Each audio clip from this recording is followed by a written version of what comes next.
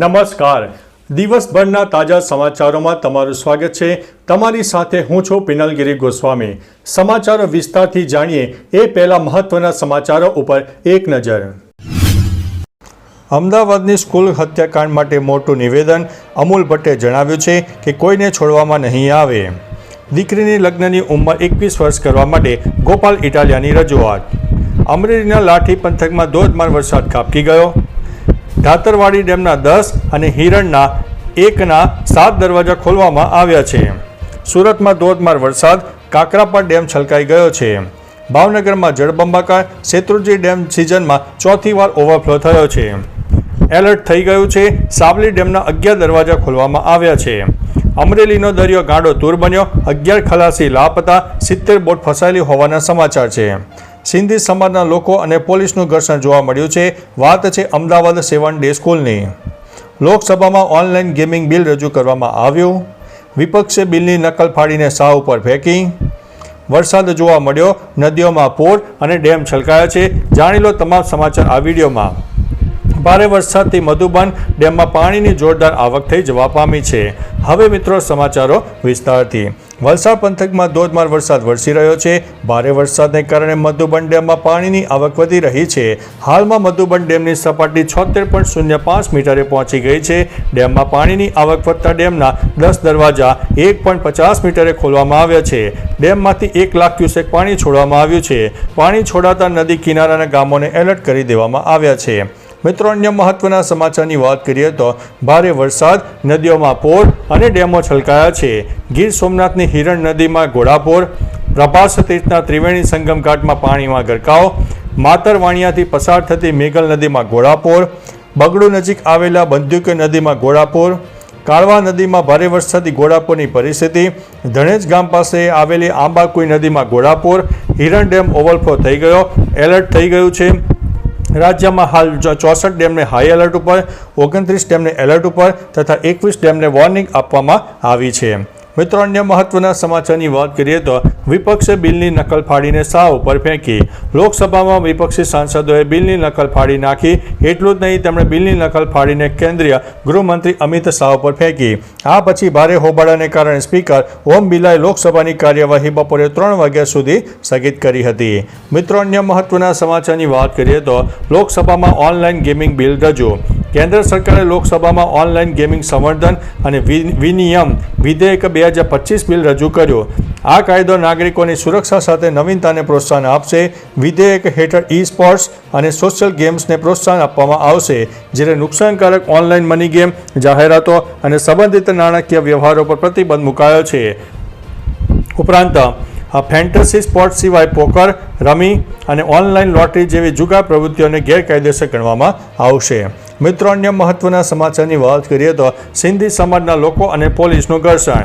અમદાવાદની 7 ડે સ્કૂલમાં વિદ્યાર્થીની હત્યા થઈ. આ વિદ્યાર્થીની બોડી વાલીએ શાળામાં પહોંચ્યા હતા. આ દરમિયાન મોટી સંખ્યામાં લોકો શાળામાં પહોંચતા અરાજકતા ફેલાઈ. આ દરમિયાન અમદાવાદની 7 ડે સ્કૂલમાં સિંધી સમાજના લોકો અને પોલીસ વચ્ચે ઘર્ષણના દ્રશ્યો સર્જાયા. ઉલ્લેખનીય છે કે સિંધી સમાજના લોકોએ શાળામાં ઘૂસીને પ્રિન્સિપાલ અને સ્ટાફને માર માર્યો. આ સાથે શાળામાં પણ તોડફોડ કરી હતી. મિત્રો, અન્ય મહત્વના સમાચારની વાત કરીએ તો અમરેલીનો દરિયો ગાંડો તૂર બન્યો. 11 ખલાસીઓ લાપતા, 70 બોટ ફસાયેલી છે. અમરેલીના દરિયામાં તોફાનની પરિસ્થિતિ ઊભી થઈ છે. 2 બોટ ડૂબી જવાથી 28 માછીમારોમાંથી 17ને બચાવી લેવાયા છે. હજુ પણ 11 ખલાસી લાપતા છે. ધારાસભ્ય હીરા સોલંકીએ મુખ્યમંત્રીને માહિતી આપતા જણાવ્યું છે કે દરિયામાં ભારે કરંટ હોવાથી નેવી કોસ્ટગાર્ડ પણ રેસ્ક્યુ કરી શકે તેમ નથી. હાલમાં પણ 60 થી 70 જેટલી બોટ દરિયામાં ફસાયેલી છે. પીપાવાવ કોસ્ટગાર્ડની ટીમ મદદે પહોંચી છે.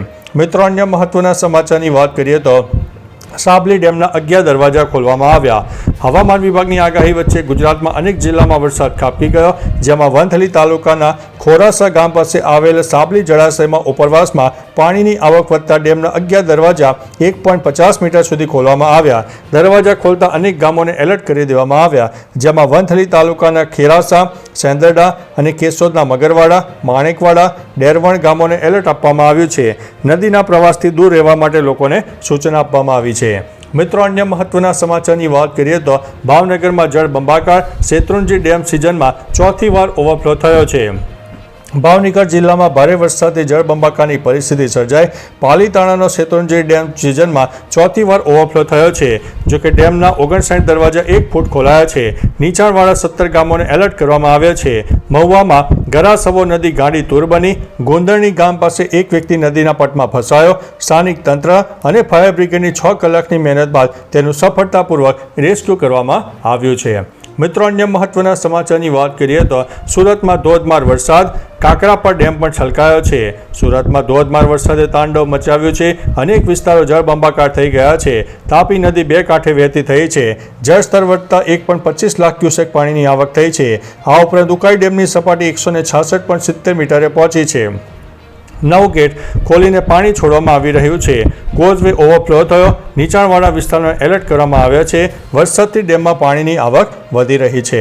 મિત્રો, અન્ય મહત્વના સમાચારની વાત કરીએ તો ધાતરવાડી ડેમના 10 અને હિરણના 1ના 7 દરવાજા ખોલવામાં આવ્યા છે. રાજ્યમાં છેલ્લા 3 દિવસ દરમિયાન વરસેલા ભારે વરસાદને કારણે ઘણા વિસ્તારમાં જળબંબાકાર જોવા મળ્યો. આવામાં ભારે વરસાદને કારણે અમરેલીનો ધાતરવાડી, ગીર સોમનાથનો સિંગોડા અને જૂનાગઢનો મધુવંતી ડેમ છલકાયા છે. આ સાથે હિરણ 1 ડેમના 7 દરવાજા ખોલવામાં આવ્યા છે, જ્યારે અમરેલી જિલ્લામાં આવેલા ધાતરવાડી ડેમના 10 દરવાજા ખોલવામાં આવ્યા છે. મિત્રો, અન્ય મહત્વના સમાચારની વાત કરીએ તો અમરેલીના લાઠી પંથકમાં ધોધમાર વરસાદ જોવા મળ્યો. રાજ્યમાં ઘણા વિસ્તારમાં ભારે વરસાદ નોંધાઈ રહ્યો છે, જેમાં અમરેલી જિલ્લામાં પણ ભારે વરસાદ વરસી ગયો. આવામાં જરાખિયા, સુરજપરા, ટોટા સહિતના ગામોમાં વરસાદ નોંધાયો છે. અમરેલી જિલ્લાના ચેકડેમ, તળાવો, નદી અને નાળાઓમાં નવા નીરની આવક થઈ છે. આ સાથે ઘણા નદી નાળા હાલ 2 કાંઠે વહેતા જોવા મળી રહ્યા છે. વરસાદ થવાને કારણે ખેડૂતોમાં આનંદની લાગણી છવાઈ ગઈ છે. આ સાથે વરસાદી પાકને નવું જીવન મળ્યું છે. મિત્રો, અન્ય મહત્વના સમાચારની વાત કરીએ તો દીકરીની લગ્નની ઉંમર 21 કરવા માટે ગોપાલ ઇટાલિયાની રજૂઆત.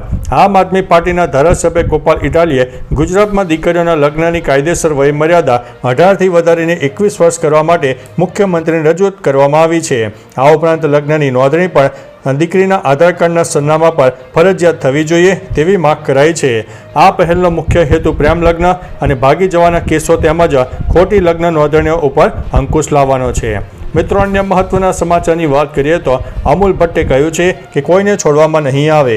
અમદાવાદની 7 ડે સ્કૂલમાં વિદ્યાર્થીની હત્યા કેસ અંગે MLA અમૂલ ભટ્ટે મોટું નિવેદન આપ્યું છે. તેમણે સરકાર વતી બાહેધરી આપતા કહ્યું છે કે આ ઘટનામાં સામેલ કોઈને છોડવામાં નહીં આવે. સાથે જ લોકોમાં શાંતિ જળવાઈ રહે તે માટે અપીલ પણ કરી હતી. કાયદો હાથમાં ન લેવા માટે તેમણે વિનંતી પણ કરી હતી અને તમામ લોકોને પોતાના ઘરે પરત જવા માટે પણ અપીલ કરી છે. તો ચાલો મિત્રો, ફરીથી દેશ અને દુનિયાના સુપરફાસ્ટ સમાચાર લઈને મળતા રહીશો. ત્યાં સુધી અમને રજા આપશો. નમસ્તે.